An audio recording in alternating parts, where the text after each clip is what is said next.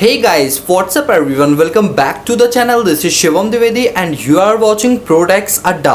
दोस्तों आज है क्लास नंबर 48 और वैसे आज हम करेंगे हाउस प्रॉपर्टी की पूरी समरी।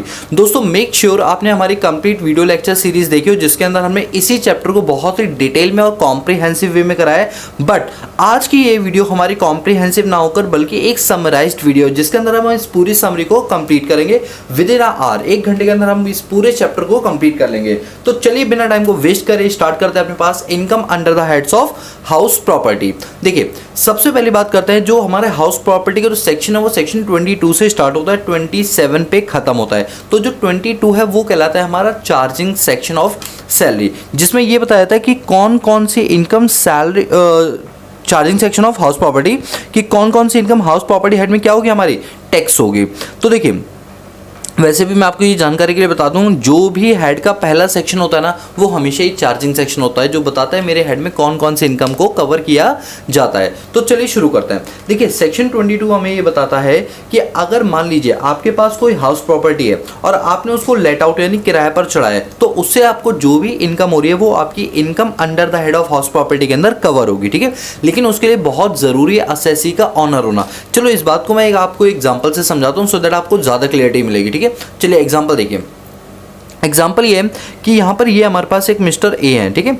अभी क्या है कि जो मिस्टर ए है इनके पास एक हाउस प्रॉपर्टी है, एक लैंड है और लैंड के ऊपर इन्होंने बना रखी है एक बिल्डिंग, मतलब एक हाउस का स्ट्रक्चर है यानी प्रॉपर्टी के ऊपर एक हाउस है और इन्होंने इस हाउस को मिस्टर बी को रेंट पे चढ़ा दिया, मिस्टर बी को रेंट पे यानी लेट आउट कर दिया। अभी क्या मिस्टर बी इनको 50,000 रुपीज़ पर मंथ के हिसाब से रेंट पे कर रहा है। तो यहाँ पर मिस्टर ए को क्या हो रही है, इनकम हो रही है। तो अब हम ये पता लगाएं क्या ये मिस्टर ए की income under the head of house property है या नहीं है। सबसे पहली चीज़ तो हम ये देखेंगे कि जो चीज़ लेट आउट की गई है क्या वो हाउस प्रॉपर्टी है भी या नहीं। अगर वो हाउस प्रॉपर्टी है तो ही ये हाउस प्रॉपर्टी हेड में जाएगी वरना नहीं जाएगी, ठीक है। अच्छा हाउस प्रॉपर्टी के साथ साथ लैंड अपॉर्टिनेंट देयर टू को भी इसमें कवर किया जाता है। लैंड अपॉर्टिनेंट का मतलब क्या होता है, अपॉर्टिनेंट का मतलब ये होता है कि मान लीजिए एक लैंड के साथ लगी हुई कोई ज़मीन है तो उस जमीन जो ओपन पीस ऑफ लैंड है वो भी हमारा क्या है income under the head of house property माना जाएगा। दोस्तों थोड़ी कंफ्यूजन बच्चों को रहती है लैंड अपॉर्टिनेंट को लेकर, मैं बहुत ही आसानी से आपको क्लियर कर रहा हूँ, ध्यान से सुनना मेरी बात को। अगर मेरे पास एक big piece of open land है और उसे मैंने लेट आउट यानी किराए पर चढ़ाया तो वो इनकम कभी भी हाउस प्रॉपर्टी हेड में नहीं आएगी, हमेशा याद रखना।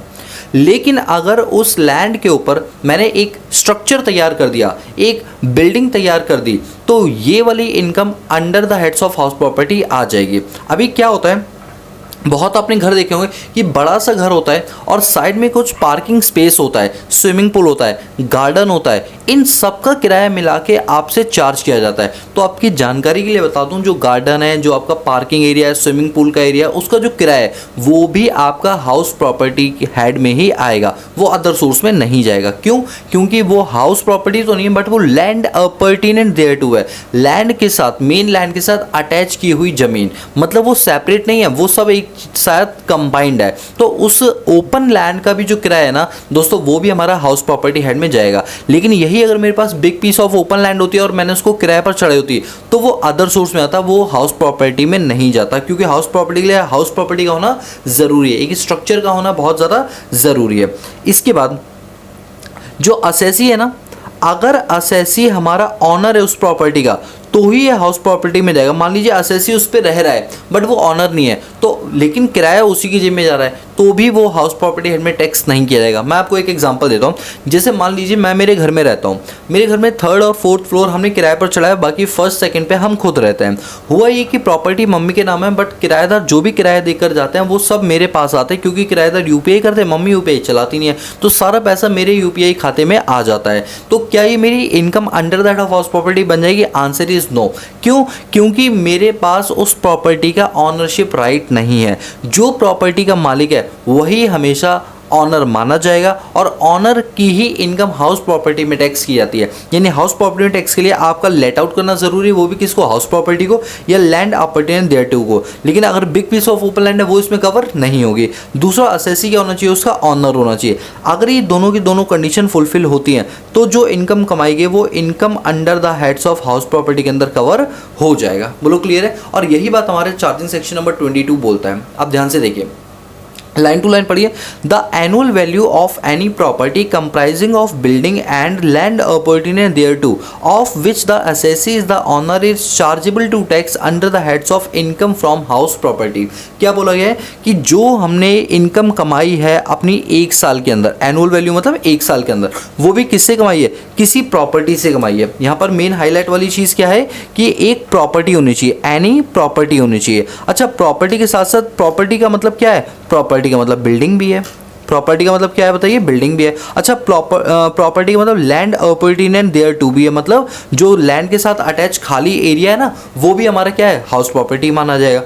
जिसका असेसी क्या होना चाहिए, ऑनर होना चाहिए। सेकंड कंडीशन, असेसी क्या होना चाहिए, ऑनर होना चाहिए। तो जो भी इनकम होगी वो टैक्स की जाएगी income under the heads of house property के अंदर। तो आप प्लीज सभी लोग ध्यान कर लो, सेक्शन 22 यानी इनकम फ्रॉम हाउस प्रॉपर्टी के अंदर दो कंडीशन का फुलफिल होना बहुत ज़्यादा ज़रूरी है।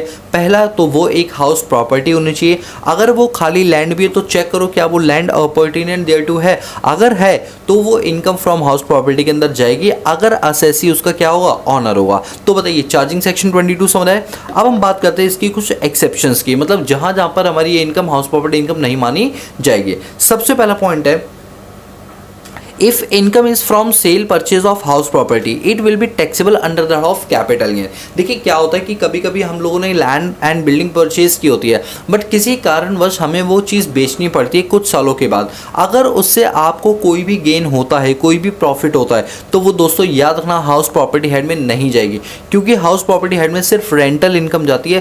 बेच कर कमाई गए प्रॉफिट को हाउस प्रॉपर्टी इनकम नहीं किया जाता। इसका मतलब अगर हमारे पास big piece of open land है, अगर हम उसको बेचकर कोई पैसा कमाते हैं तो वो हमारा कैपिटल गेन कहलाएगा, क्योंकि वो आपकी ओकेजनली इनकम है, वो रेगुलर इनकम बार बार नहीं होती है। सेकंड पॉइंट, तो फर्स्ट पॉइंट आपको क्लियर है कि अगर आपके पास कोई लैंड एंड बिल्डिंग है और आप उसको बेचते हो तो वो आपकी कौन सी हेड में जाएगी, कैपिटल गेन के हेड में जाएगी। Second point, if cell purchase is a part of business income is taxable under the heads of business and profession.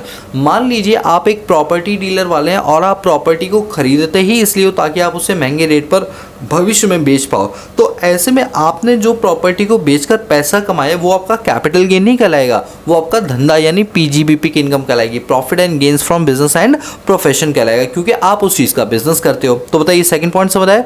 चलिए third point, portion of property occupied by assessee for the purpose of any business or profession carried on by him are chargeable under head of PGBP। कोई भी portion property का जो कि occupy किया गया जिस पर आप अपना कोई बिजनेस या प्रोफेशन चलाते हो, वो आपकी income under the head of PGBP के अंदर जाती है। मैं इसका एक एग्जांपल देता हूँ सो दैट आपको चार्जिंग सेक्शन ज़्यादा क्लियर होगा। देखिए एग्जांपल कुछ ऐसा है कि मान लीजिए आपके पास एक प्रॉपर्टी है और आप उस प्रॉपर्टी के ग्राउंड फ्लोर पर अपना कोई बिजनेस करते हो और फर्स्ट और सेकंड फ्लोर पर आप खुद रहते हैं।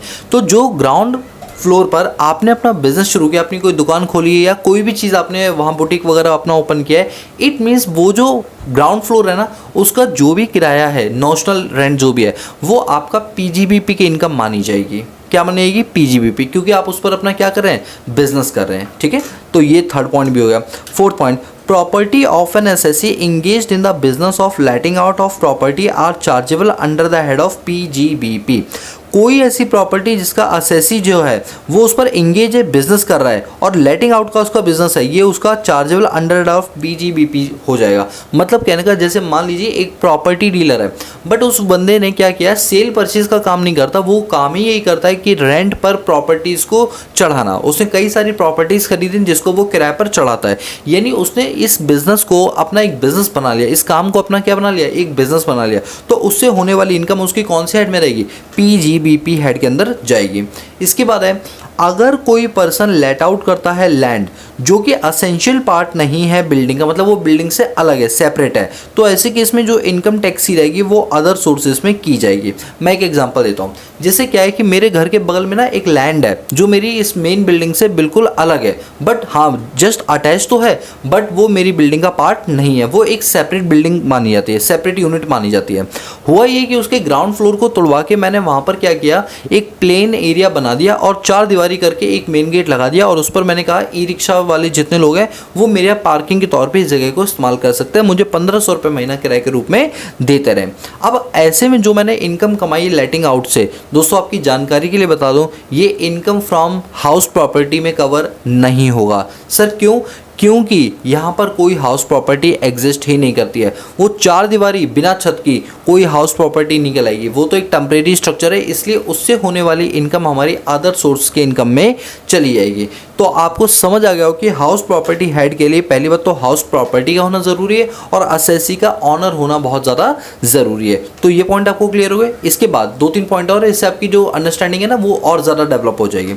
If any person is holding house property as a stock in trade, income shall be taxable under that of PGBP। इसका मतलब क्या है, जैसे मान लीजिए प्रॉपर्टी डीलर वाले बहुत सारी प्रॉपर्टीज़ को खरीद लेते हैं ताकि वो भविष्य में अच्छे ग्राहक मिलने पर उसको निकाल पाए यानी बेच पाए। तो ऐसे में प्रॉपर्टी डीलर वाले ने उस प्रॉपर्टी को होल्ड करके रखा, वो भी as a stock in trade, तो वो कौन सी इनकम मानी जाएगी? PGBP की इनकम मानी जाएगी। इसके बाद है if any person is holding house property for the purpose of sale purchase but it has been let out for some time, that is the income from house property. देखिए अब मेरी बात को ध्यान से सुनिए। एक प्रॉपर्टी डीलर वाला है जिसका काम है प्रॉपर्टीज को खरीदना और बेचना। अभी क्योंकि सही ग्राहक नहीं मिल रहा तो उसने सोचा चलो कुछ समय के लिए इसको किराए पर यानी लेट आउट पे चढ़ा देते हैं। तो आपकी जानकारी के लिए बता दूं, ऐसे में 2 साल तक ये अपनी जो किराए की इनकम है उसको ये हाउस प्रॉपर्टी हेड में टैक्स करेगा। उसके बाद क्या होगा? उसके बाद ये उसकी PGBP की इनकम बन जाएगी। बोलो क्लियर है? चलिए, इससे आपका सेक्शन नंबर 22 बिल्कुल क्लियर हो गया होगा। ठीक है, अब देखिए और क्लियरिटी के लिए यहाँ पर कुछ कंडीशंस दी हुई है। कंडीशन क्या है कि प्रॉपर्टी के अंदर बिल्डिंग का होना बहुत ज़्यादा ज़रूरी है। प्रॉपर्टी के अंदर बिल्डिंग का होना बहुत ज़्यादा ज़रूरी है, या फिर बिल्डिंग नहीं तो लैंड अपार्टिनेंट, मतलब बिल्डिंग के साथ जुड़ी हुई जो लैंड है ना वो भी हमारा क्या माना जाएगा? हाउस प्रॉपर्टी ही माना जाएगा। अब चाहे बिल्डिंग आपकी रेजिडेंशियल हो, चाहे बिल्डिंग ऑफिशियल हो, चाहे बिल्डिंग एक फैक्ट्री बिल्डिंग हो, शॉप हो या गोडाउन हो, इससे जो भी आपको रेंट मिलेगा वो इनकम फ्रॉम हाउस प्रॉपर्टी में जाएगा। मतलब ऐसा आप नहीं बोल सकते कि सिर्फ रेजिडेंशियल जो बिल्डिंग है उससे जो किराया मिलता है सिर्फ वही हाउस प्रॉपर्टी में जाता है, ऐसा बिल्कुल भी ज़रूरी नहीं है। अगर आपके पास कोई स्टॉक यार्ड है, कोई गोडाउन है, कोई फैक्ट्री शॉप है, तो इससे कोई भी जो आपको रेंटल इनकम हो रही है वो सबकी सब आपकी income under the head of house property के अंदर कवर होगी। सेकेंड इंपॉर्टेंट पॉइंट क्या है? असेसी का ऑनर होना उस प्रॉपर्टी का बहुत ज़्यादा ज़रूरी है। ये मैटर नहीं करता कि वो ऑनर असेसमेंट ईयर में था या प्रीवियस ईयर में था। मतलब कि अब मान लो कि पहले आपकी कोई इनकम थी, अब उसने प्रॉपर्टी बेच दी, बट अभी भी उस प्रॉपर्टी से इनकम आ रही, तो आप ही उसके रियल ऑनर माने जाओगे और आप ही को टैक्स पे करना पड़ेगा। Third point, use of property only for residential and commercial purpose but it should not be use for the business purpose. यहाँ हाउस प्रॉपर्टी के अंदर प्रॉपर्टी का मतलब जो है वो एक तरह का रेजिडेंशियल प्रॉपर्टी और कॉमर्शियल प्रॉपर्टी है, बट इसका इस्तेमाल आप बिजनेस प्रोफेशन में नहीं कर सकते। सर क्यों? मान लीजिए हमारे पास कोई प्रॉपर्टी, अगर हम उसमें अपना धंधा करें तो क्या दिक्कत है? भाई कोई दिक्कत नहीं है। गवर्नमेंट सिर्फ इतना कह रही है कि अगर आप उस पर बिजनेस कर रहे हैं तो आपकी वो इनकम PGBP की इनकम मानी जाएगी, इनकम फ्रॉम हाउस प्रॉपर्टी हम नहीं मानेंगे। बस गवर्नमेंट तो ये बोल रही है। ठीक है।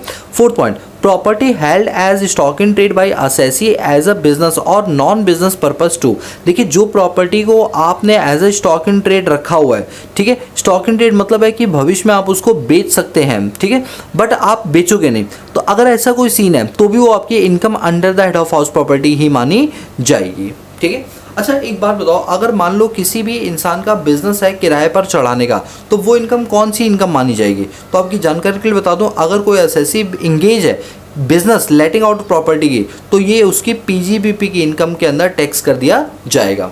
तो आई होप गाइस कि इससे सेक्शन 22 की आपको क्लियरिटी मिल गई होगी। अगर कल को भविष्य में कोई क्लाइंट आता है और आपको बताता है हमारी ऐसी इनकम है, तो आई होप आइडेंटिफाई कर पाएंगे कि कौन सी इनकम हाउस प्रॉपर्टी और कौन सी इनकम हाउस प्रॉपर्टी वाली नहीं है। ठीक है, चलिए अब हम आगे चलते हैं। अब इसमें एक कॉन्सेप्ट आता है that is called be composite rent. अभी कॉम्पोजिट रेंट क्या होता है, देखिए कॉम्पोजिट रेंट का मतलब होता है कि जब एक रेंट के अंदर कई सारे रेंट के कंपोनेंट इसमें शामिल होते हैं। जैसे क्या होता है, कई बार हम जब प्रॉपर्टी को बाय करते हैं ना, बाय भी नहीं करते बल्कि किराए पर लेते हैं, तो हमारा मकान मालिक बोलता है कि देखो हमने तुमको 4 दीवारी के अंदर एक छत दी है, एक कमरा दिया है, उस कमरे के अंदर हम तुमको बेड की भी सुविधा दे रहे हैं, तुमको जनरेटर या इन्वर्टर की सुविधा भी दे रहे हैं, यानी अलग अलग टाइप के हम तुमको बेनिफिट्स दे रहे हैं। और इन सभी बेनिफिट को मिला के तुम्हारा किराया बनता है 20,000 रुपीज़ पर मंथ। यानी यहाँ पर जो किराया लिया जा रहा है उसको नाम दिया जाएगा कॉम्पोजिट रेंट। क्यों? क्योंकि इसमें डिफरेंट टाइप के रेंट्स क्या हैं शामिल है, इसीलिए उसका नाम क्या रखा गया, कॉम्पोजिट रेंट रखा गया है। तो वही लिखा था, ऑनर ऑफ प्रॉपर्टी में sometime receive rent in respect of building as well as furniture, plant and machinery, ये डिफरेंट टाइप की सर्विसेज लाइक लिफ्ट हो गया, सिक्योरिटी हो गया, पावर बैकअप हो गया और हाउस कीपिंग की सुविधा, इन सुविधाओं का भी पैसा आपसे रेंट के रूप में लिया जाता है। तो देखिए इसी को हम क्या बोलते हैं अपने पास, कॉम्पोजिट रेंट बोलते हैं। क्या बोलते हैं? कॉम्पोजिट रेंट बोलते हैं। अब देखिए कॉम्पोजिट रेंट की जहाँ तक टैक्सेबिलिटी की बात आ रही है, जरा इस पर गौर फरमाइएगा प्लीज सभी लोग। जब टैक्सेबिलिटी की बात आती है तो क्या आप लैंड एंड बिल्डिंग के रेंट को सेपरेट कर सकते हो फर्नीचर वगैरह के रेंट से? या तो आप सेपरेट करना पॉसिबल होगा या सेपरेशन पॉसिबल नहीं होगा। अगर आप सेपरेट कर पा रहे हो तो जो वो हाउस प्रॉपर्टी है ना, उससे जो आपको किराए की इनकम हो रही है वो आपकी चली जाएगी income under the head of house property के अंदर। बट जो चीज़ आपने उस मकान के अलावा रेंट के तौर पे दी है, जैसे आपने फ्रिज का रेंट दिया, बेड का रेंट दिया है, आपने और चीज़ों का रेंट दिया है, तो वो वाली जो इनकम है ना, यदि आपका रेंट पर देने का बिजनेस है तो वो पीजीबीपी में चली जाएगी, और अगर बिजनेस नहीं है तो वो इनकम फ्रॉम अदर सोर्सेज में चली जाएगी। चलो मैं इस बात को ना एक एग्जांपल से समझाता हूँ, तभी क्लियरिटी आपको होगी ज़्यादा से ज़्यादा। देखिए एग्जांपल कुछ ऐसा है कि मैंने मेरी प्रॉपर्टी को लेट आउट यानी किराए पर चढ़ाया। मैंने किराएदार को बोला देखो भाई ऐसा है कि मैं साथ में ना तुमको बेड और अलमीरा, ये 2 चीज़ें मैं तुमको सेट बना के दूंगा साथ के साथ, जिस दिन खाली करो उस दिन वापस यहीं छोड़कर चले आना। तो मैंने सोचा कि 10,000 का रेंट लूँगा और 2,000 रुपये का इनसे इन चीज़ों का किराया लूँगा। तो अगर ये काम करना सेपरेट पॉसिबल है, सेपरेट करना, तो उस केस में 10,000 की इनकम तो हाउस प्रॉपर्टी हो जाएगी और 2,000 की इनकम ये देखा जाए कि वो बिजनेस है रेंट पर देने का या ओकेजनली दे दिया। अगर ओकेजनली दे दिया तो वो इनकम बनेगी अदर सोर्स की, बट मेरा धंधा ही है इस तरह से रेंट पर देना, तो वो इनकम फ्रॉम पीजीबीपी बन जाएगी, profit and gains from business and profession. इसके बाद यदि सेपरेट करना पॉसिबल नहीं है, हम रेंट का और जो फैसिलिटीज़ है उनका हम किराया सेपरेट नहीं कर पाएंगे, तो चेक करो क्या आप इस चीज़ का बिजनेस करते हो। यदि आप बिजनेस करते हैं तो वो पीजीबीपी हेड में चलेगी, यदि बिजनेस नहीं करते तो इनकम फ्रॉम अदर सोर्सेज के अंदर चली जाएगी। बोलो क्लियर? कोई डाउट तो नहीं? चलिए अभी क्या है, यहाँ पर एक नोट डाल के एक चीज़ लिखी गई है, इसको सभी लोग ध्यान से पढ़ेंगे। इस नोट को, नोट में लिखा हुआ है कि if composite rent is received by an assessee is chargeable under the head of house property in case of separation of rent is possible and rental income from other services are chargeable under the heads of PGBP if assessee has the main source of income from business otherwise chargeable under the head of other sources. यही बात बोलिए कि अगर उसने जो सुविधाएं दी हैं, अगर वो सुविधाएं देने का उसका मेन धंधा है तो वो पीजीबीपी हेड में जाएगी। यदि उसका मेन धंधा नहीं है तो उससे मिलने वाला किराया इनकम फ्रॉम अदर सोर्स के अंदर जाएगा। ठीक है, अब इसके बाद एक छोटा सा कॉन्सेप्ट आता है आपका income from house property situated outside India. यदि कोई हाउस प्रॉपर्टी इंडिया के बाहर है और एसएससी ने उसको किराए पर चढ़ा दिया और उसे कोई किराए की इनकम हो रही है, तो पहली बात तो मैं आपको बता दूं, जो आरओआर होता है ना, रेजिडेंट बट ऑर्डिनरी रेजिडेंट, ये तो प्योर इंडियन होता है। इनकी इनकम तो भारत में ग्लोबल लेवल पर टैक्स होती है। मतलब एक आरओआर के द्वारा यदि अमेरिका, साउथ अमेरिका, अफ्रीका या European union, UK, Canada, Germany, Japan, कहीं से भी कोई भी इनकम अगर हमारा आरओआर कमाएगा तो याद रहे उसे भारत में टैक्स देना ही पड़ेगा, क्योंकि इंडियन गवर्नमेंट ने काफ़ी क्लियर कट लिखा हुआ है कि आरओआर के केस में क्योंकि तुम हमारे इंडियन हो तो इस वजह से तुम कोई भी इनकम कहीं भी कमाओगे तो ये भारत में क्या कर दिएगी, टैक्स कर दिएगी। बट यदि कोई नॉन रेजिडेंट पर्सन है या आरएनओआर है तो उनके केस में तभी टैक्स ही रहेगी जब वो इनकम का सोर्स कहाँ पर होगा, भारत में होगा। ये एक छोटा सा पॉइंट था, इससे आपके कॉन्सेप्ट और भी ज़्यादा क्लियर हो जाते हैं। इसके बाद क्या है हमारे पास पूरा एक फॉर्मेट है income under the head of house property को निकालने का। फॉर्मेट क्या है कि जो आपको किराया मिला है उसको बोलते हैं ग्रॉस एनुअल वैल्यू। जो भी आपको किराया मिला है, अभी कुछ माइनस मत करना, माइनस करने से पहले की जो फिगर है that is called be gross annual value. सरकार कहती है देखिए अगर आपने कोई इनकम कमाई है तो उस पर आपने डेफिनेटली कुछ खर्चा किया होगा। अगर आपने वो खर्चा गवर्नमेंट स्कीम के तहत किया है या गवर्नमेंट के लिए किया है तो आपको उसकी क्या मिलेगी, डिडक्शन। सोच के देखो कि मैंने मकान किराए पर चढ़ाया, जो किराया है उसे क्या बोला गया, ग्रॉस एनुअल वैल्यू। तो जितने भी मैंने उस मकान के म्युनिसिपल टैक्सेस पे किए होंगे वो क्या मुझे माइनस करने का मौका मिलेगा? Answer is yes. क्यों? सरकार कहती है कोई भी इनकम कमाने के लिए खर्चा करना बहुत ज़्यादा ज़रूरी है, और अगर ऐसा कोई आप खर्चा करोगे तो येस हम आपकी इनकम से वो माइनस करने का मौका आपको दे देंगे। बोलो क्लियर है? यस सर, बिल्कुल क्लियर है। तो ग्रॉस में से कुछ भी माइनस होता है तो क्या आता है, नेट एनुअल वैल्यू आती है। अब नेट एनुअल वैल्यू में क्या है, गवर्नमेंट ने 24A के अंदर स्टैंडर्ड डिडक्शन दी हुई है। सर ये स्टैंडर्ड डिडक्शन क्या होती है? स्टैंडर्ड डिडक्शन का मतलब होता है कि आप क्या करेंगे, गवर्नमेंट को छोटे मोटे खर्चे गिनवाएंगे कि हमने टोटी रिपेयर करवाई, हमने टाइल लगवाया, हमने ये करा वो करा, इतना रिपेयर करवाया। तो सरकार ने कहा भाई देखो हमें लिस्ट मत दो, ना हम आइडेंटिफाई कर पाएंगे ये बिल सारे ऑथेंटिक हैं या नहीं है। आप एक काम करिए, आपको हम 30% फ्लैट डिडक्शन दे देते हैं, चाहे खर्च करो या ना करो 30% तुमको फ्लैट डिडक्शन हम दे देंगे 24A के अंदर। सर किसका 30%? नेट एनुअल वैल्यू का 30% हम आपको डिडक्शन के तौर पे दे देंगे। फिर एक डिडक्शन और आती है जिसको बोलते हैं 24B। सरकार कहती है तुम हमें कमा कमा के दे रहे हो टैक्स के रूप में, तो आपने इस कमाई के लिए जो जो खर्चे किए हम सब माइनस करने का आपको मौका देंगे। सरकार ने कहा यदि आपने कोई होम लोन लिया हुआ है, हाउस लोन लिया हुआ है, उसी घर का जिस घर की इनकम की बात की जा रही है, तो ऐसे केस में आपने जो इंटरेस्ट पे किया हुआ उसकी आपको डिडक्शन मिलेगी 24B के अंदर, जिसको इंटरेस्ट ऑन बोरिंग के नाम से जानते हैं। यदि हम ये दोनों के दोनों अमाउंट को माइनस कर देंगे तो जो इनकम बचेगी that is income from house property. बोलो क्लियर है? तो इनकम फ्रॉम हाउस प्रॉपर्टी का फॉर्मेट क्या बना, gross annual value less municipal taxes, जिसके बाद आता है नेट एनुअल वैल्यू। उसमें से आप स्टैंडर्ड डिडक्शन 30% माइनस कर सकते हैं 24A के अंदर, और जो आपने हाउस लोन होम लोन वगैरह लिया हुआ है उसके इंटरेस्ट की भी आप डिडक्शन को क्लेम कर सकते हैं। ये सब माइनस करने के बाद आपका रहेगा income under the heads of house property. बोलो क्लियर है? अच्छा, ये जो आप ग्रॉस एनुअल वैल्यू देख रहे हैं ना, इसको कैलकुलेट करने का तरीका होता है जो कि सेक्शन 23 के अंदर दिया हुआ है। अभी हम आगे पढ़ेंगे सेक्शन 23 के बारे में, ठीक है। इसके बाद ये जो म्युनिसिपल टैक्स है ना, इस पर एक बात लिखी गई है कि म्युनिसिपल टैक्स आप तभी माइनस कर सकते हो जब आपने उसको एक्चुअली में पे किया है। जैसे आजकल के लोग क्या करते हैं, जैसे म्युनिसिपल टैक्स होता है वो ड्यू होता रहता है, तो क्या सर अगर सिर्फ ड्यू हो रहा है तो डिडक्शन नहीं ले सकते? Answer is no. Municipal tax की डिडक्शन तभी ले सकते हो जब ये आपके मकान मालिक ने पे किया हो प्लस रियलिटी में पेमेंट की गई हो। अगर रियलिटी में पेमेंट नहीं की गई है या जो पेमेंट है वो तो हुई है बट वो किराएदार ने किया है, आपको भाई डिडक्शन नहीं मिलने वाला है। डिडक्शन तभी मिलेगा जब दोनों कंडीशन सेटिस्फाइड होंगी। पहला क्या कि वो एक्चुअली में किसने दिया हो, मकान मालिक ने दिया हो, और रियलिटी में उसकी पेमेंट हुई हो पेड बेसिस पर। ड्यू बेसिस पर आपको ये डिडक्शन नहीं दी जाती है। बोलो क्लियर है? Yes sir. तो ये था आपका हाउस प्रॉपर्टी का फॉर्मेट कि किस तरह से हाउस प्रॉपर्टी इनकम को कैलकुलेट करते हैं।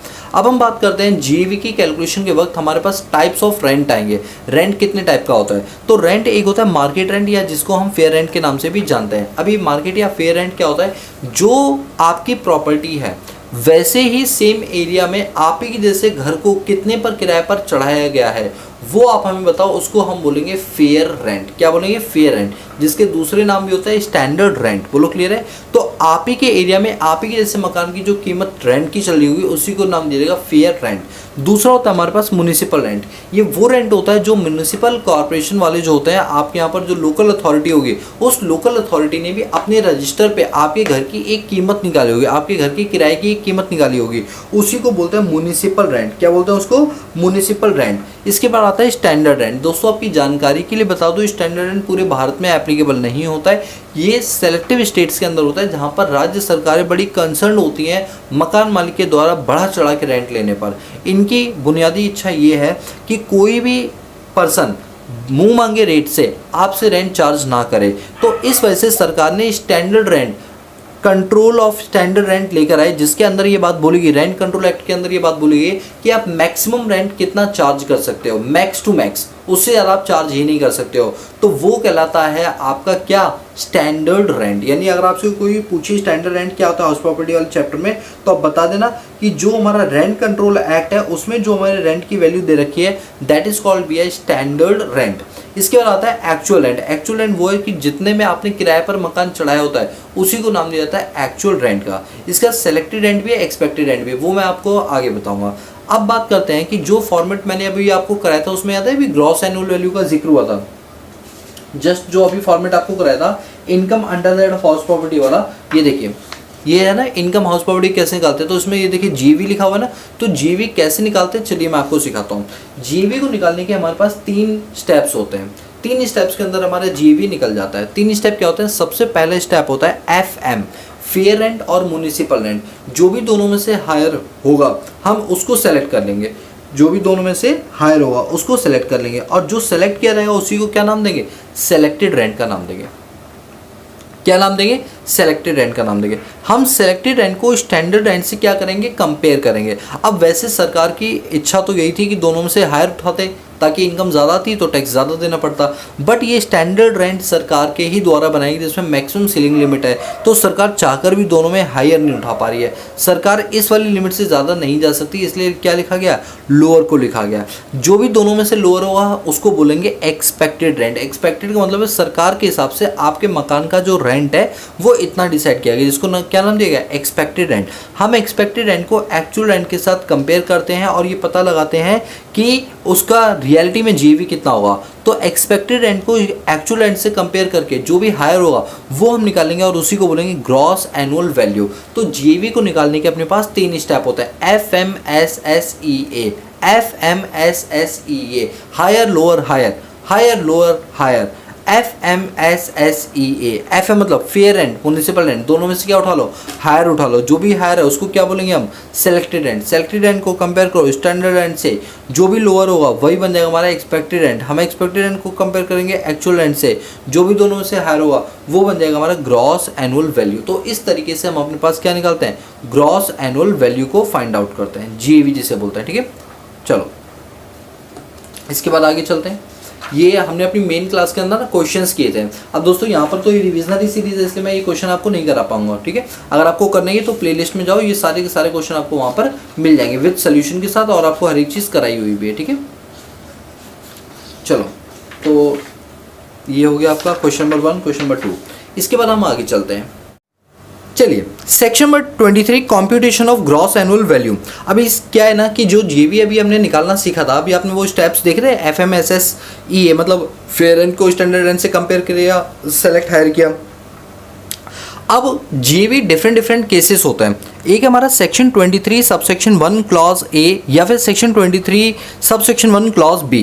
ये बोलता है कि अगर आपने अपने घर को पूरे साल किराए पर चढ़ाया है तो जीवी कैसे निकालेंगे। अभी जो हमने स्टेप देखे थे ना, कौन से वाले स्टेप, वो step number 1, step number 2, step number 3, अभी जो आपने देखा था, सेम उन्हीं स्टेप्स को फॉलो करके हम क्या निकालेंगे, जीवी। मतलब जो अभी हमने सीखा था वो यही वाला स्टेप सीखा था। ठीक है, दूसरा case section 23 subsection 1 clause C। ये बोलता है कि अगर आपकी जो प्रॉपर्टी है वो कुछ टाइम तक वैकेंट रही है, यानी कुछ टाइम खाली रही है, तो जीवी कैसे निकालेंगे। दोस्तों यहाँ पर क्या होता है, अगर कुछ महीने खाली रहती है यानी वैकेंट रहती है, तो इस केस में आपको क्या करना पड़ता है। देखिए इस चीज़ का ना एक्सप्लेनेशन यहाँ नीचे दे रखा है, यानी मैं इस एरो को इस तरीके से लेकर आऊँगा यहाँ पर, ये लीजिए, यानी इसका एक्सप्लेनेशन पार्ट ये रहा।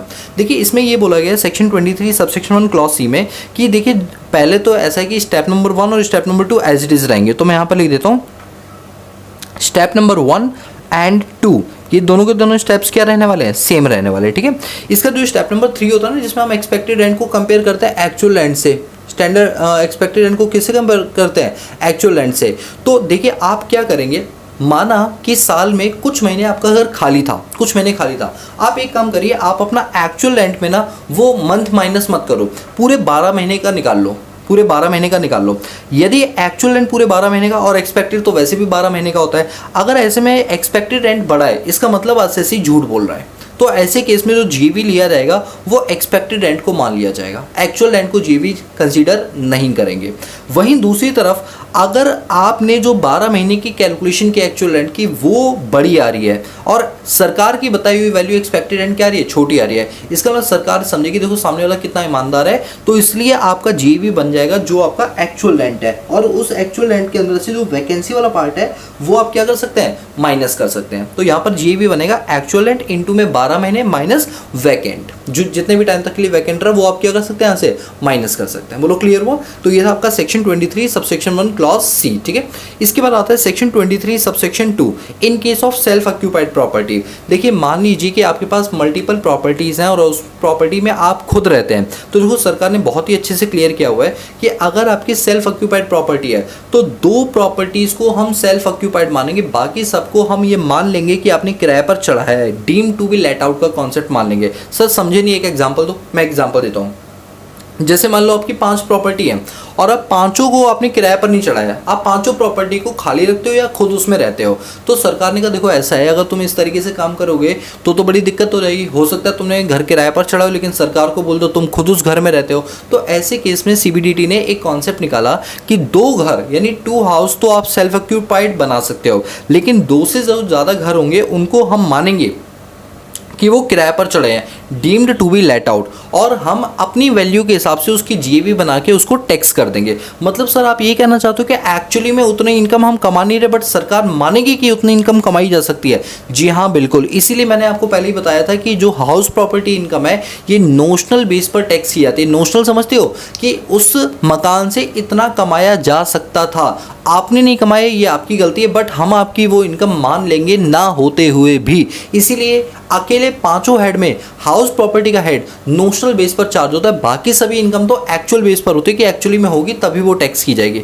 बात को समझे? Yes sir. इसका मतलब अगर सेल्फ ऑक्यूपाइड का केस है तो 2 हाउस प्रॉपर्टी को सेल्फ ऑक्यूपाइड माना जाएगा, बाकी सबको deem to be let out माना जाएगा। ठीक है, deem to be let out. चलिए, तो इसका सेक्शन था सेक्शन 23 सबसेक्शन 2। ठीक है, हेडिंग क्या बताइए? इन case of self occupied property. तो यहाँ पर लिखा हुआ है अगर सेल्फ ऑक्यूपाइड प्रॉपर्टी है तो यहाँ लिखा है कि सेल्फ ऑक्यूपाइड प्रॉपर्टी केस में जीवी क्या आएगी? नील आएगी, क्योंकि आपने उसे किराए पर तो चढ़ाया नहीं है, तो जीवी ऑब्वियस सी बात है नील आएगी।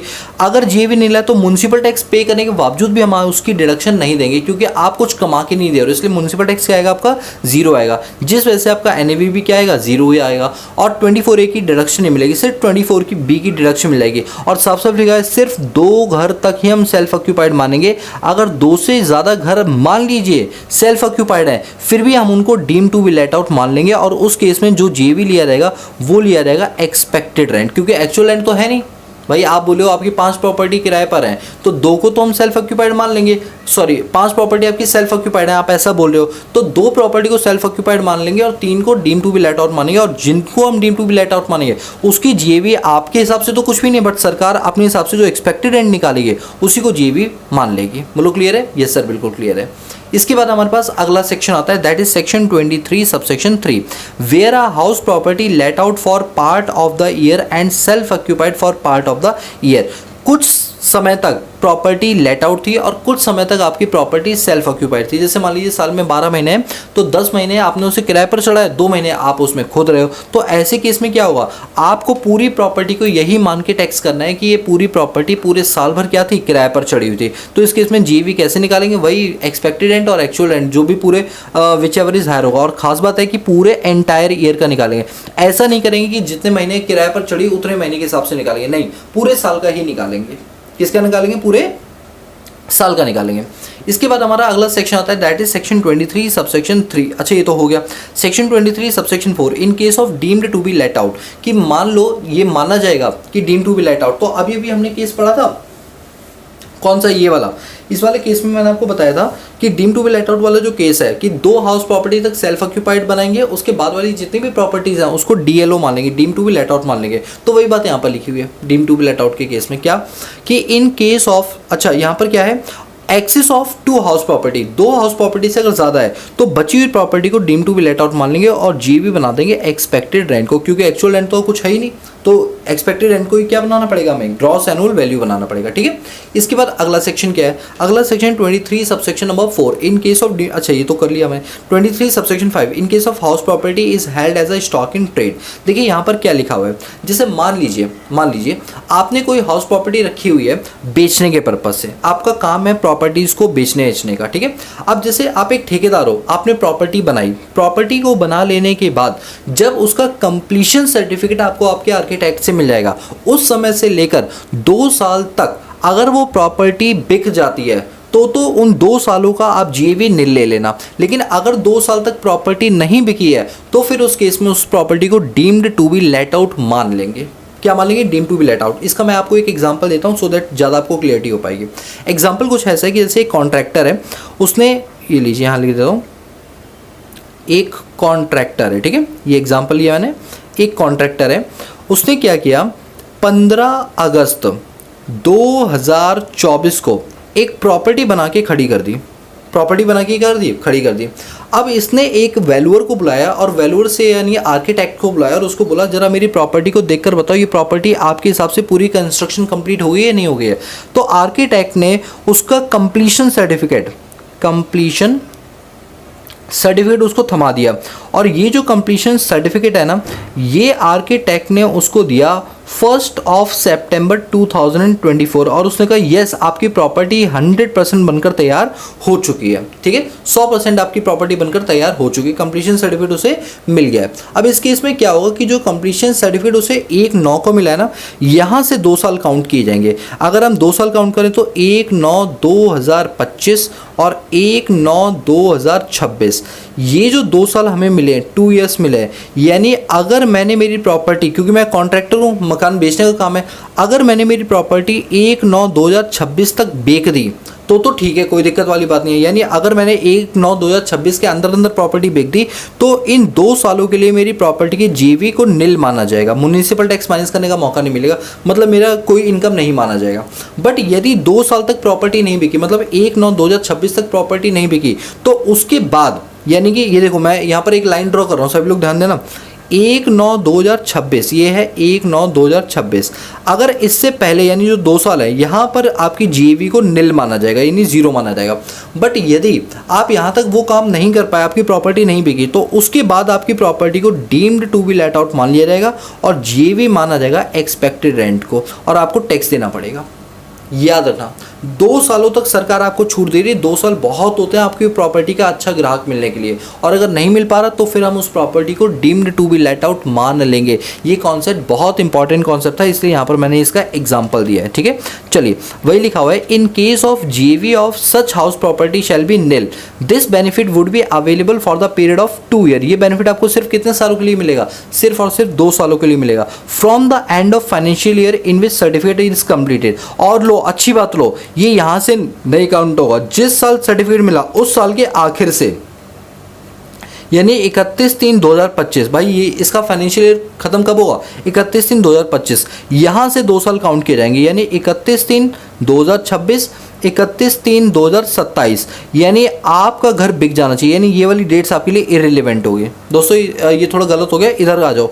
यानी जिस साल आपने लोन लिया, जिस साल आपका सर्टिफिकेट आपको मिला है ना, उस साल के एंड से आपको 2 साल काउंट करना है, यानी 31/3/2027 तक आपका घर बिक जाना चाहिए, वरना उसके बाद से हम इसको deem to be let out मान लेंगे। 31/3/2027, बोलो क्लियर है? यस सर, बिल्कुल क्लियर है, ठीक है। तो अब आप बताइए, जीवी को कैलकुलेट करने के सारे सेक्शन क्लियर हो गए, तो कौन कौन से सेक्शन थे एक बार जरा उसको अंडरलाइन करते हैं। तो पहली बात तो आपको ये समझना है कि हमारे पास जीवी को निकालने का जो सेक्शन है that is section 23, computation of gross annual value, वो भी डिफरेंट सिनेरियोज के अंदर, और डिफरेंट सिनेरियोज के जो हेड्स हैं वो भी अलग अलग हैं। जैसे सेक्शन 23 सबसेक्शन 1 क्लॉज बी, फिर है section 21 section 23 subsection 1 clause C, section 23 subsection 2, section 23 subsection 3, section 23 subsection 4, section 23 subsection 5। ये डिफरेंट सिनेरियोज के अंदर हमने जीवी निकालना सीख लिया। और अगर आप डिटेल में क्वेश्चंस करना चाहते हो तो आपको हमारी मेन क्लास पर जाना पड़ेगा, जो प्लेलिस्ट में आपको मिल जाएगी, जिसमें ये देखिए ये डिफरेंट टाइप के क्वेश्चंस भी कराए हुए हैं उसके अंदर, ठीक है।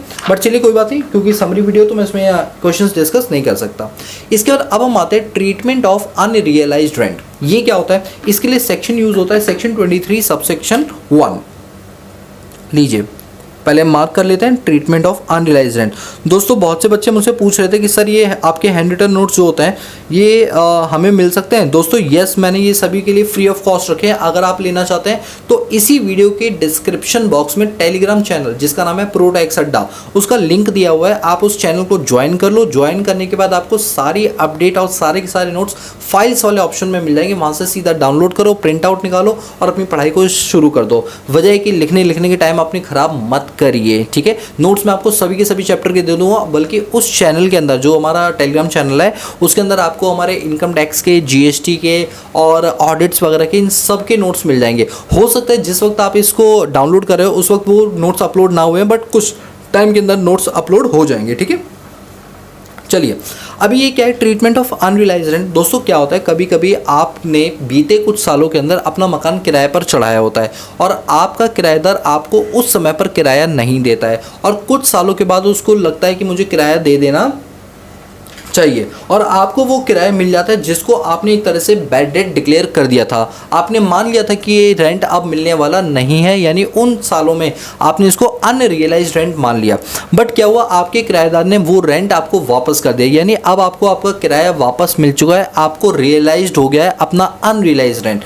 तो रिकवरी ऑफ अनरियलाइज्ड रेंट के केस में कैसे income under that of house property निकाली जाएगी वो मैं अब आपको सिखा रहा हूँ। तो सुना, it means those rent which is irrecoverable, वो किराया जो कभी हमने सोचा था वो रिकवर नहीं हुआ, and is consider to be lost, मतलब उसको हमने क्या मान लिया था, बैड डेट मान लिया था। And in such cases expected rent shall be computed for full year, ऐसे केस में आपको एक्सपेक्टेड रेंट तो पूरे साल का लेना है। And while computing actual rent, जब आप एक्चुअल रेंट निकालोगे तो उसमें अनरियलाइज्ड रेंट को आप क्या कर देंगे, माइनस कर देंगे। तो इस केस में जीएवी क्या निकलेगा, विच एवरेज हायर, जो भी एक्सपेक्टेड और एक्चुअल रेंट का हायर होगा। खास बात ये कि आपको एक्चुअल रेंट के अंदर 12 महीने में से जो आपका अनरियलाइज्ड रेंट वाला महीना होगा वो आप इसमें से पूरा माइनस कर सकते हो। लेकिन अनरियलाइज्ड रेंट जो है ना, अब मान लीजिए मैंने मकान किराए पर चढ़ाया, मैं नहीं चाहता income under that of house property देना, तो हो सकता है मैं गवर्नमेंट को झूठ बोल दूं कि किराएदार ने मुझे पैसे ही ना दिए, हो सकता है ना।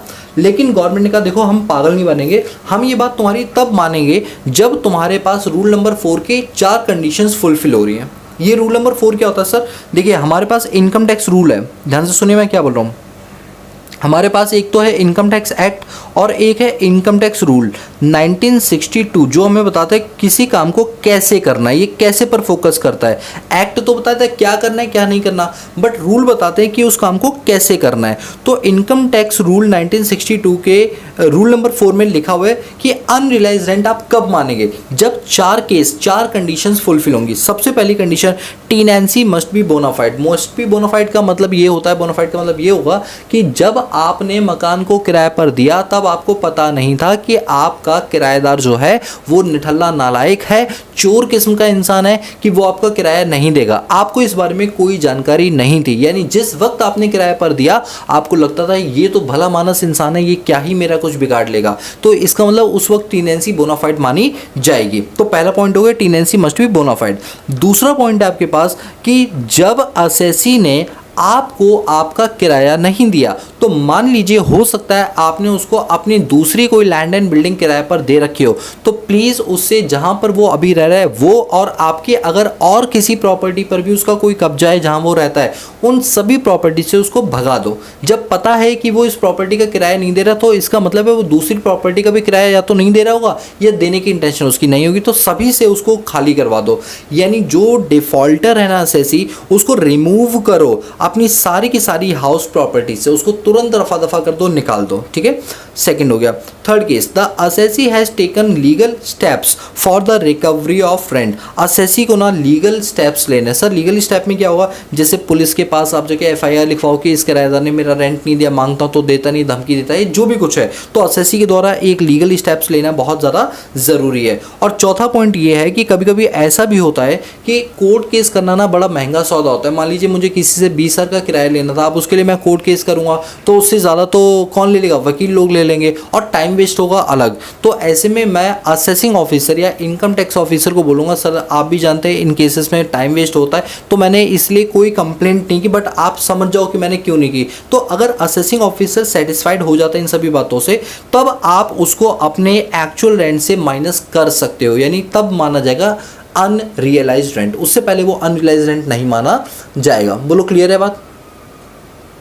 बताइए आप सबको ये चीज़ें क्लियर है? ये सर बिल्कुल क्लियर है ठीक है। तो ट्रीटमेंट ऑफ अनरियलाइज्ड रेंट हो गया। चलिए इसके बाद अब हम आगे आते हैं। दोस्तों ये सारे क्वेश्चन हमने अपनी मेन क्लासेस में किए हुए हैं, तो प्लीज़ आप मेन क्लास को ज़रूर देखना, तो आपको ज़्यादा अच्छे से क्लियर हो जाएंगी चीज़ें। अब बात करते हैं इंटरेस्ट ऑन बोरिंग्स की।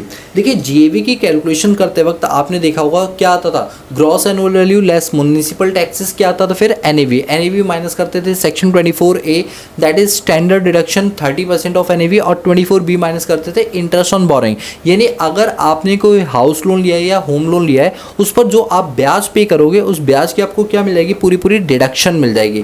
तो अब हम निकालना सीखेंगे कि वो ब्याज कैसे निकाला जाता है, यानी इंटरेस्ट ऑन बोरिंग। तो इसके लिए सेक्शन क्या यूज होता है बताइए सभी लोग? सर यस हमें याद है सेक्शन 24B यूज होता है। तो लीजिए हेडिंग हमारी इंटरेस्ट ऑन बोरिंग्स की, और इसके लिए सेक्शन क्या यूज होता है, 24B। यहाँ पर जो आपको डिडक्शन दी जाती है वो कहाँ दी जाती है, सेक्शन 24B में दी जाती है ठीक है। चलिए अब 24B में कैसे निकालते हैं इसका इंटरेस्ट, वो देखिए। सबसे पहले तो आप एक बात ये जान लीजिए कि इस इंटरेस्ट ऑन बोरिंग की डिडक्शन का फ़ायदा सिर्फ और सिर्फ उनको मिलता है जो डिफ़ॉल्ट टैक्स रिजिम से अपने आप को निकाल दें, सेक्शन 115BAC क्लॉज 1A के अंदर से वो शिफ्टिंग आउट हो जाए। मतलब ओल्ड टैक्स रिजिम वालों को मिलता है, ये न्यू टैक्स रिजिम वालों को नहीं मिलता। ये बहुत ही इंपॉर्टेंट पॉइंट है, क्योंकि कभी कभी क्वेश्चन ऐसा भी आपको बोलेगा कि असेसी ने जो है वो डिफ़ॉल्ट टैक्स रिजिम को फॉलो किया, तो उस केस में 24B इंटरेस्ट ऑन बोरिंग की डिडक्शन आपको नहीं दी जाएगी ठीक है। अब देखिए अब मैं आपको इंटरेस्ट ऑन बोरिंग जो सिखाऊंगा वो दो केस में सिखाऊंगा। दो केस मतलब या तो आपकी प्रॉपर्टी सेल्फ ऑक्यूपाइड है यानी आपने खुद ने रखी है, या प्रॉपर्टी लेट आउट है। देखो गवर्नमेंट की नज़रों से सोचोगे ना तो आपको ज़्यादा अच्छी क्लियरिटी मिलेगी। यस सर बिल्कुल समझेंगे। देखो गवर्नमेंट की नज़रों से सोचो तो गवर्नमेंट ये कहती है, देखिए अगर कोई इंसान गवर्नमेंट को पैसा कमा के टैक्स के रूप में दे रहा है तो गवर्नमेंट उस केस में आपके साथ है। गवर्नमेंट कहती है कि इस इनकम को कमाने के लिए यदि आपने कोई खर्चे वगैरह किए हैं तो वो खर्चे आप अपनी इनकम से माइनस कर सकते हो। आप मेरी बात को समझे? दोबारा बोल रहा हूँ, देखो सुनो। अगर गवर्नमेंट ये कहे कि आपने कोई इनकम कमाई है तो इसका मतलब आप गवर्नमेंट को टैक्स दोगे, तो उस इनकम को कमाने के लिए अगर आपने कोई खर्चा पानी किया है तो वो आपकी इनकम से माइनस करवा दिया जाएगा। बट यदि आप गवर्नमेंट को कुछ कमा के नहीं दे रहे हो यानी टैक्स भी नहीं दोगे, तो फिर सरकार आपको आपके उस खर्चों को माइनस करने का मौका नहीं देगी, और अगर देगी भी तो एक लिमिटेड अमाउंट के साथ देगी। तो ये कॉन्सेप्ट जो मैंने बताया इसको ध्यान रखना, आपको समझ आ जाएगा कि सेल्फ ऑक्यूपाइड के केस में इंटरेस्ट ऑन बोरिंग पूरी नहीं दी जाती है, एक सर्टेन लिमिट तक ही दी जाती है। जबकि लेट आउट के केस में इंटरेस्ट ऑन बोरिंग की डिडक्शन आपको कंप्लीटली 100% मिल जाती है विदाउट एनी रेस्ट्रिक्शन।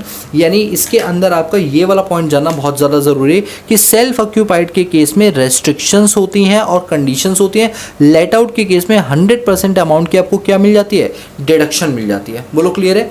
चलिए पहले मैं आपको सेल्फ ऑक्यूपाइड वाला केस पढ़ा देता हूँ। देखिए सेल्फ ऑक्यूपाइड वाले केस में ये बोला गया कि आपको जो डिडक्शन मिलेगी ना, या तो वो मिलेगी मैक्स टू मैक्स 30,000 या मैक्स टू मैक्स मिलेगी 2 लाख रुपए, विच एवर इज लोअर। मतलब आपका जो एक्चुअल इंटरेस्ट बन रहा होगा या तो उसकी डिडक्शन मिलेगी या मैक्स टू मैक्स 30 की मिलेगी। और अगर आप कंडीशंस को सेटिस्फाइड कर देते हो तो आपका जो एक्चुअल इंटरेस्ट बन रहा है उसकी डिडक्शन मिलेगी या मैक्स टू मैक्स 2 लाख की डिडक्शन मिलेगी, विच एवर इज लोअर की मिलेगी।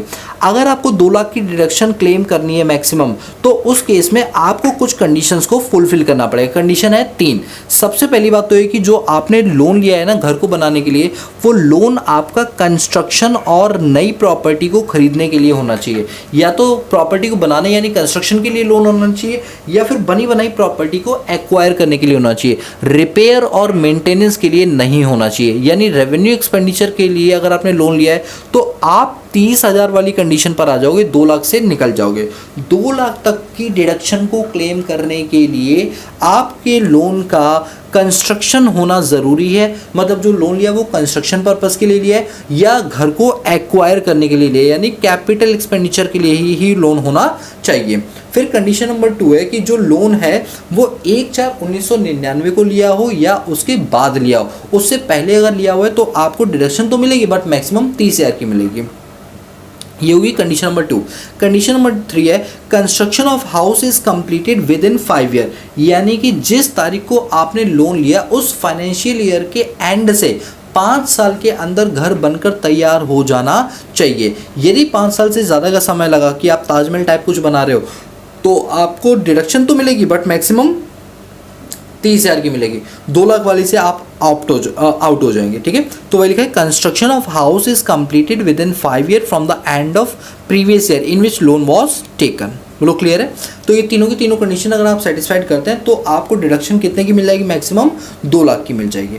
यदि आपने कोई कंडीशन सेटिस्फाइड नहीं की तो इस केस में चाहे 1 हो चाहे 2 हो या 3 हो, अगर आपने एक भी सेटिस्फाइड नहीं की ना तो याद रहना वो 2 लाख वाली चीज़ 30,000 में कन्वर्ट हो जाएगी। आपका जितना ब्याज बनता है या तो वो या मैक्स टू मैक्स 30,000 की ही आपको डिडक्शन अलॉट की जाएगी। देखिए सेल्फ ऑक्यूपाइड केस में कितनी रेस्ट्रिक्शन है। हो सकता है आपके इंटरेस्ट का अमाउंट आ रहा हो 5.5 लाख 6 लाख, आपको डिडक्शन मैक्सिमम कितनी मिलेगी, कंडीशन को मानने के बाद भी 2 ही लाख की मिलेगी, उससे ज़्यादा नहीं मिल पाएगी। क्योंकि सरकार बड़ी क्लियर कट है, सरकार कह रही है आप कुछ कमा के तो दे नहीं रहे हो तो हम आपको ज़्यादा डिडक्शन क्यों दें। अब बात करते हैं लेट आउट के केस में। देखिए लेट आउट के केस में गवर्नमेंट ने बोला है क्योंकि आप हमें कमा के दे रहे हो इस वजह से हम आपको डिडक्शन भी 100% देंगे, यानी जितना भी इंटरेस्ट बनाए उस पूरे की 100% हम आपको क्या दे देंगे, डिडक्शन दे देंगे। बट याद रहे यहाँ पर लेट आउट के केस में आपको 100% तो मिलेगी बट इसको हमने 2 पार्ट में डिवाइड किया है। एक तो प्री कंस्ट्रक्शन पीरियड में डिवाइड किया हुआ है और एक पोस्ट कंस्ट्रक्शन पीरियड में डिवाइड किया हुआ है। देखिए प्री कंस्ट्रक्शन पीरियड का मतलब होता है कि जिस साल आपका घर बनकर तैयार हुआ है उस साल की स्टार्टिंग से लेकर लोन लेने की जो डेट होती है उस बीच के पीरियड को बोलते हैं प्री कंस्ट्रक्शन पीरियड। चलो मैं आपकी जानकारी के लिए एक एग्जांपल आपको दिखाता हूँ। जैसे आप यहाँ पर देखिए ये हमारा प्रीवियस ईयर है 20-21, ये प्रीवियस ईयर 21-22, ये प्रीवियस ईयर है 22-23, ये प्रीवियस ईयर है 23-24, ये प्रीवियस ईयर 24-25। मेरा घर बनकर तैयार हुआ है 24-25 में और मैंने घर को बनाने के लिए लोन लिया था 1 अगस्त 2020 को। तो प्री कंस्ट्रक्शन पीरियड कहाँ से माना जाएगा, जिस साल घर बना उस डेट को नहीं, उस साल को ही छोड़ दो, उससे पहले से लेकर लोन लेने की जो डेट है ये जो पीरियड है this is called pre construction period. अब क्योंकि इसमें कई साल भी हो सकते हैं कई महीने भी हो सकते हैं, इस वजह से इकट्ठा अगर हम आपको इंटरेस्ट माइनस करने का मौका देंगे तो इससे आपको लॉस हो सकता है।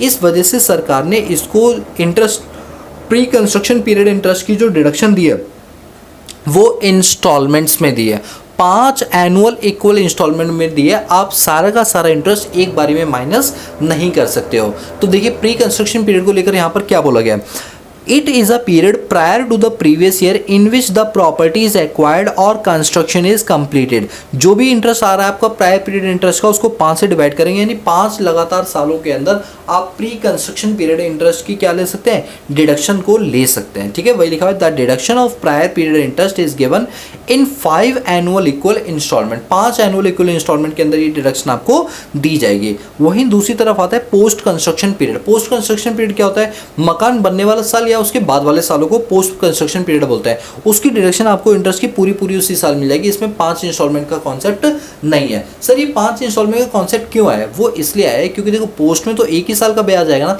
प्री में तो कई सारे सालों का ब्याज आएगा तो अमाउंट बड़ा हो जाएगा। तो अमाउंट बड़ा होने से आपको लॉस आएगा, लॉस आने से सरकार को नुकसान है ना, आपको टैक्स आप नहीं दोगे तो इस वजह से सरकार ने का डिडक्शन तो देंगे लेकिन एनुअल इक्वल इंस्टॉलमेंट वो भी कितनी, 5 इक्वल इंस्टॉलमेंट के अंदर। बोलो कितनी, 5 इक्वल इंस्टॉलमेंट्स के अंदर। क्लियर है, कोई डाउट यहाँ तक नहीं। चलो इंटरेस्ट ऑन बोरिंग वाला भी टॉपिक आपका कंप्लीट हो गया। इसके बाद यहाँ पर हमने अपने पास मेन क्लास के अंदर एक क्वेश्चन किए। दोस्तों आप में से कुछ स्टूडेंट मुझसे पूछे थे सर ये मेन क्लास कहाँ पर होती है। दोस्तों आप प्लेलिस्ट में जाइए, हर चैप्टर की पूरी डिटेल क्लासेस बनाई हुई है। इस वाले चैप्टर के अंदर मैंने टोटल 7 क्लासेस लिए, इसे मिला दोगे तो 8 क्लासेस हो जाएंगी। उसके अंदर ये सारे क्वेश्चन मैंने वहाँ पर प्रैक्टिस के तौर पर करवाए हैं। देखिए ये सारे आईसीआई की स्टडी मटेरियल, देखिए इलस्ट्रेशन नंबर 4 उसकी कराई है, आईसीआई की इलस्ट्रेशन नंबर 5 कराई है। आप वहाँ से कर सकते हैं डिटेल में जाकर, ठीक है, क्योंकि समरी वीडियो तो इन क्वेश्चंस को मैं यहाँ पर ले नहीं पाऊंगा। ये क्वेश्चन नंबर 9 आ गया, देख रहे हो बहुत सारे क्वेश्चंस की प्रैक्टिस कराई थी। चलते हैं आगे। अब आते हैं प्रोविजन ऑफ अनरियलाइज्ड रेंट। ये क्या चीज़ है, देखिए प्रोविजन ऑफ अनरियलाइज्ड रेंट की बात करते हैं कि जैसे अगर मान लो आपको पीछे से कोई रेंट आपको नहीं मिला और अचानक से वो रेंट आपको मिल जाता है तो उसे बोलते हैं अनरियलाइज्ड रेंट। सर आपने पीछे पढ़ाया तो था। दोस्तों अब मैं उसका पूरा प्रोविज़न पढ़ा रहा हूँ। सेक्शन 25A के अंदर ये बोला गया है कि जैसे जिस साल आपने प्रॉपर्टी को किराए पर चढ़ाया, आप जब अपने किराएदार से पैसा मांगने जाते थे, किराएदार पैसा ही नहीं देता, धमका देता था, तो ऐसे केस में आपका रेंट क्या हो जाता था, अनरियलाइज हो जाता था, है ना। बट क्या होता है कुछ साल बाद वो इंसान आके आपको वापस पैसा दे जाता है, तो उसको क्या बोलते हैं, रिकवरी ऑफ अनरियलाइज्ड रेंट। अगर आपको पैसा मिलता है तो उस साल वो इनकम क्या बन जाएगी, आपकी इनकम फ्रॉम हाउस प्रॉपर्टी बन जाएगी। बट पूरी नहीं लेंगे, आपको 24A का डिडक्शन 30% ऑफ एनईवी वाला डिडक्शन मिल जाएगा और आप अपनी इनकम से 30% की डिडक्शन को क्लेम करके जो बैलेंस आएगा वो आप अपनी इनकम फ्रॉम हाउस प्रॉपर्टी दिखा सकते हो। दोस्तों मेरे एग्जांपल को ध्यान से सुनना। जैसे मान लो मैं पिछले कई सालों से अपने किराएदार से पैसा मांग रहा था रेंट का, वो नहीं दे रहा, बाद में मैंने उसको भगा दिया वहाँ से। कुछ सालों के बाद वो जो किराएदार है वो मेरे पास आके जितना पैसा बकाया था वो सब दे जाता है। मैंने तो उसे बैड डेट समझ लिया था, लेकिन अब वो मेरा रिकवर हो गया, तो इसको बोलते हैं recovery of unrealised rent. Section 25A में बोला गया कि अगर आपको कोई ऐसा रेंट जिसको आपने पूरा बैड डेट मान लिया था यानी अनरिकवर माना था और बाद में वो आपको रियलाइज होता है, मिल जाता है, तो ऐसे केस में वो आपकी उस साल इनकम जो बनेगी वो कौन सी बनेगी, इनकम फ्रॉम हाउस प्रॉपर्टी। और कितनी बनेगी, 30% एनईवी की डिडक्शन लेने के बाद जो बचेगी वो आपकी इनकम मान ली जाएगी। यानी डिडक्शन के तौर पे आपको कोई म्युनिसिपल टैक्स या इंटरेस्ट ऑन बोरिंग की डिडक्शन हम आपको नहीं देंगे, सिर्फ और सिर्फ 30% ऑफ एनईवी की डिडक्शन आपको दे देंगे। तो वही लिखा हुआ the amount of rent received in arrear. Arrear का भी मतलब समझ लो, अगर बैक डेट से कोई किराया बढ़ा दिया, वो किराया अब आपको मिला जाके, तो आपको 30% की डिडक्शन मिल जाएगी, ठीक है, क्योंकि उन दिनों पर वो इनकम रियलाइज नहीं होती तो उस वक्त आपने वो डिडक्शन क्लेम नहीं कर पाई, तो वो अब मिल जाएगी, ठीक है। कोई भी ऐसा अमाउंट रेंट का रिसीव हो जो कि एरियर से हुआ है अपने टेनेंट से, या ये देखो दो चीज़ें हैं, एक तो एरियर है और एक आपका अनरियलाइज्ड रेंट है, ये दो केस हैं, ठीक है। अब आपको रियलाइज हो सब्सिक्वेंट मंथ में अपने किराएदार से, तो ऐसे केस में वो आपकी इनकम हाउस प्रॉपर्टी मानी जाएगी, चाहे उस साल असेसी के पास वो प्रॉपर्टी हो या ना हो सकता है आपने उस प्रॉपर्टी को बेच दिया हो, उसके बाद आपका किराएदार आपको पैसा दे रहा हो, ठीक है। तो उस केस में बोला है सेक्शन 25A2 बोलता है प्रोवाइड करता है deduction 30% of the arrear of rent, कि आपको जो भी रेंट मिला है आपको उसका 30% का डिडक्शन मिल जाएगा 24A के तहत, ठीक है, ये बात बोली गई। बाकी इसका ये देखिए, ये क्वेश्चन यहाँ पर कराया हुआ है, ये रहा उसका सोल्यूशन, ठीक है, आप इसको देख सकते हैं, वरना आप हमारी मेन क्लासेस को देखिए, क्लियर हो जाएगा आपको। अब हम बात करेंगे सेक्शन नंबर 26 ट्रीटमेंट ऑफ को ऑन्ड प्रॉपर्टी के बारे में। सेक्शन 26 ट्रीटमेंट ऑफ इनकम और को ऑन्ड प्रॉपर्टी। तो चलिए अब हम ये पढ़ने वाले हैं सेक्शन नंबर 26।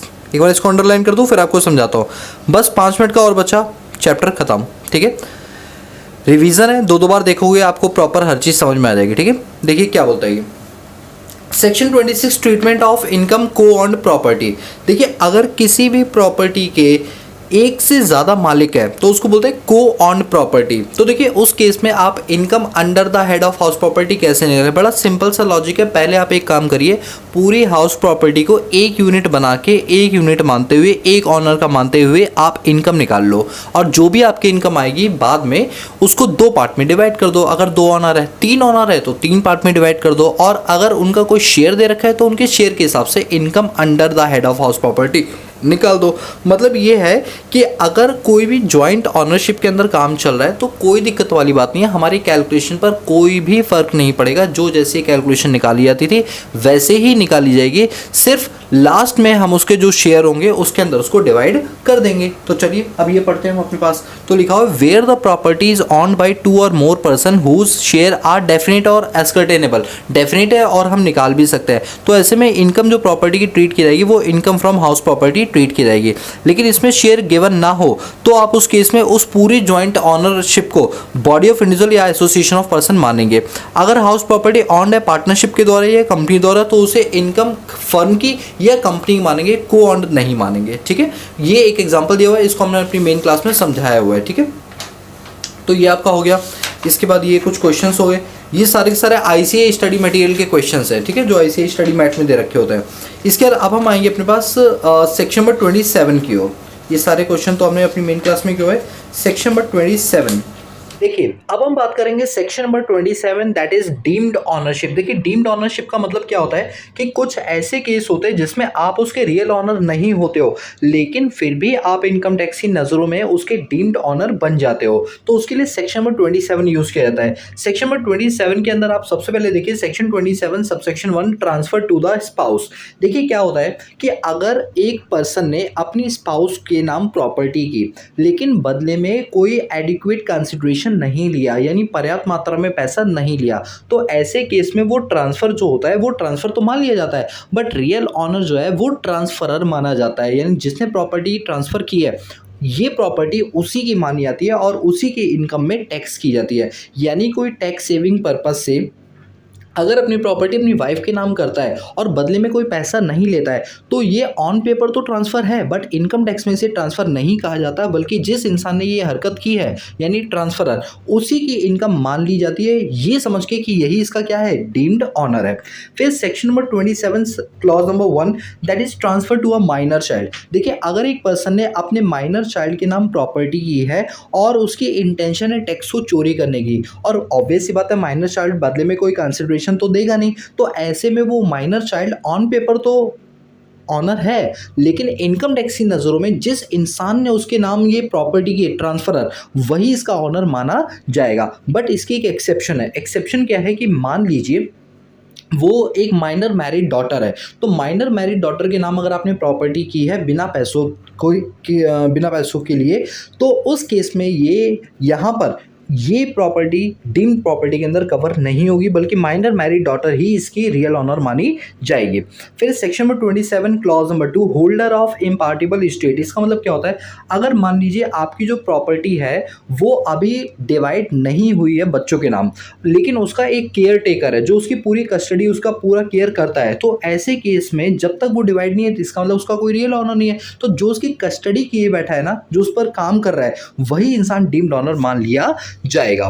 इसके बाद हमारे पास आता है section number 27 clause number 3 that is member of cooperative societies. देखिए क्या होता है, जहां पर आपने अपार्टमेंट सिस्टम सुना होगा ना, तो बेसिकली जो अपार्टमेंट का रियल ऑनर होता है वो सोसाइटी ही होती है। सोसाइटी का जो नाम होता है ना, वही इसकी रियल ऑनर होती है। बस वो ये बोलती है अगर कोई मेंबरशिप फीस देता है, यानी मेरा मेंबर बनता है, तो मैं अपने मेंबर को ये अधिकार दे सकता हूँ कि वो मेरी प्रॉपर्टी पर रह ले कुछ समय के लिए, जैसे 99 साल के लिए, 50 साल, 60 साल, यानी लीज पर प्रॉपर्टी दे देते हैं। जैसे मान लो कि मैंने कहीं पर एक फ्लोर लिया, फ्लैट लिया। अब फ्लैट जो है मान लो वो है संस्कृति अपार्टमेंट, तो जानते हो उन सभी फ्लैट्स का ऑनर कौन होगा, संस्कृति अपार्टमेंट यानी कोऑपरेटिव सोसाइटी। बट क्योंकि फ्लैट मैंने लिया है तो मुझे एक अधिकार मिलेगा कि मैं उसमें रह सकता हूँ। इसका मतलब मेरे नाम प्रॉपर्टी ट्रांसफर नहीं हुई, सिर्फ मुझे राइट टू ट्रांसफर दिया गया है कि मुझे रहने का अधिकार है।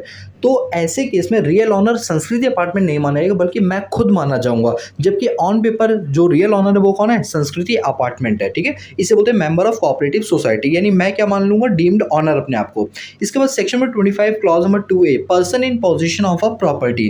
देखिए क्या होता है कि जनरली कभी कभी जब बायर और सेलर में प्रॉपर्टी का सेल परचेज होता है, ठीक है, तो क्या होता है कि सेलर अपनी प्रॉपर्टी जब बेचता है बायर को, तो बायर कुछ बयाना बट्टा दे देता है, मतलब कुछ टोकन मनी दे देता है, जिसके बदले सेलर उसको राइट टू ट्रांसफर का अधिकार दे देता है। तो ऐसे केस में वो व्यक्ति जिसने पूरी पेमेंट अभी कर दी है और उसके नाम प्रॉपर्टी ट्रांसफर नहीं हुए, स्टिल वही डीम्ड ऑनर माना जाएगा। दोस्तों इस बात को समझाने के लिए मैं एक एग्जांपल लेता हूँ। जैसे मान लो मैंने एक प्रॉपर्टी खरीदी और उस प्रॉपर्टी के अंदर क्या हुआ कि मैंने पेमेंट तो पूरी कर दी, लेकिन बाई चांस किसी कारणवश मेरे नाम प्रॉपर्टी ट्रांसफ़र अभी होने में 2 से 3 दिन का समय है, तो उन 2 से 3 दिन के अंदर मैं ही डीम्ड ऑनर माना जाऊंगा, भले ही मेरे नाम प्रॉपर्टी ट्रांसफ़र नहीं हुई, बट पेमेंट मैंने कर दी ना, तो इस आधार पे मैं डीम्ड ऑनर मान लिया जाऊंगा। ठीक है, इसके बाद है section 27 clause 2B person having right in property not 12 year less than.